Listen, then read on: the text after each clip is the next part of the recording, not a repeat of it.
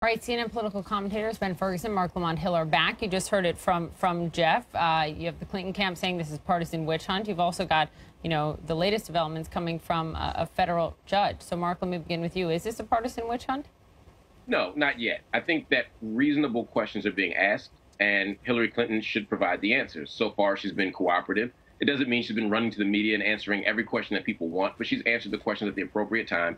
In the past week, we've heard a lot more disclosure from this former Secretary of State.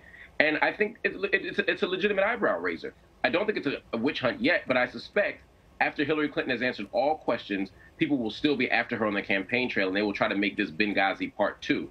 My gut says that, and based on the evidence I've seen, Hillary Clinton did not break the law.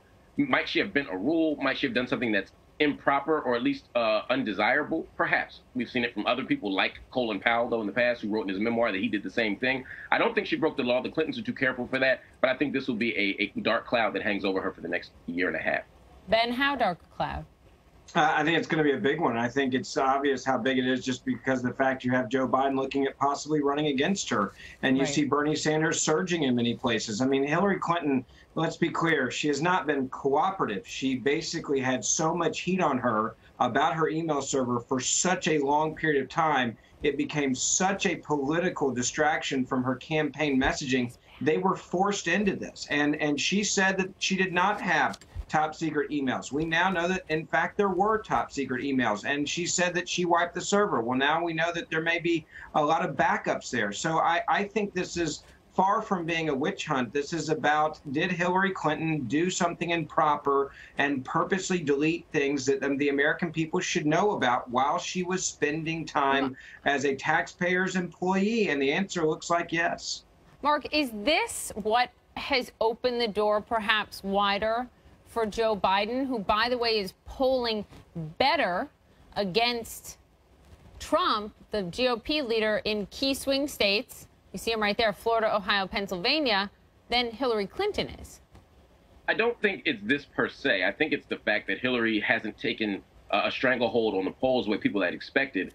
Bernie Sanders' sort of surprise surge to some suggests that there is a group of voters, there's a block of voters that are looking for an alternative. And while they may not pick Bernie at the end game, they're choosing a Bernie right now, suggests that they want someone other than Hillary Clinton. That opens the door. The email scandal means that she may have a struggle in the general. It may mean that there might be some blood or some mud as she goes along. And so that makes Joe Biden, and maybe even Al Gore, who knows, say, hey, I want to jump in this race. But I don't think people are saying, oh, my God, Hillary's going to jail, or, oh, my God, Hillary violated the law. I think they're just saying, hey, maybe people want an alternative.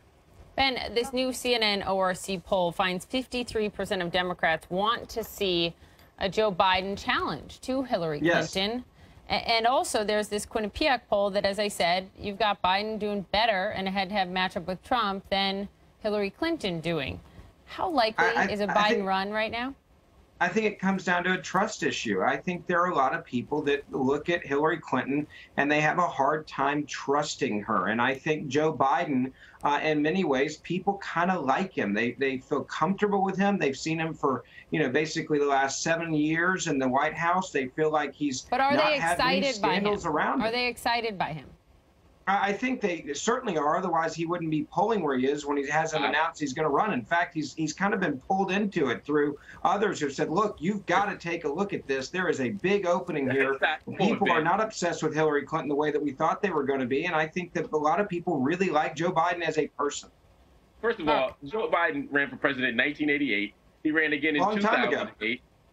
You didn't have to make Joe Biden run for president. He didn't get drafted. He's wanted to be president the entire time. He's been sizing up the drapes since he got into the White House. Believe me, Joe Biden. I'm not disputing that, but notice how this time he's waited this long. It was not. I think he didn't want to lose again, and now there's a chance that he may not lose. In fact, he could win. And that right there is the point. But I don't think that people are excited. I don't think he's getting into the race because voters are excited about Joe Biden. What people are excited about is keeping the presidency on their side of the aisle. And the truth is, if they thought Hillary could win, they would prefer Hillary. But this email stuff, the Bernie Sanders surge, the Donald Trump mania, all of this stuff is making people say, hey, I want a competitor. And one more thing, don't think that just because people want a challenge to Hillary, that it means that they don't want Hillary to win. They don't want to see a coronation. They want to see the issues laid out. And ultimately, I still think Hillary wins this thing. Ben, Marc, thank you.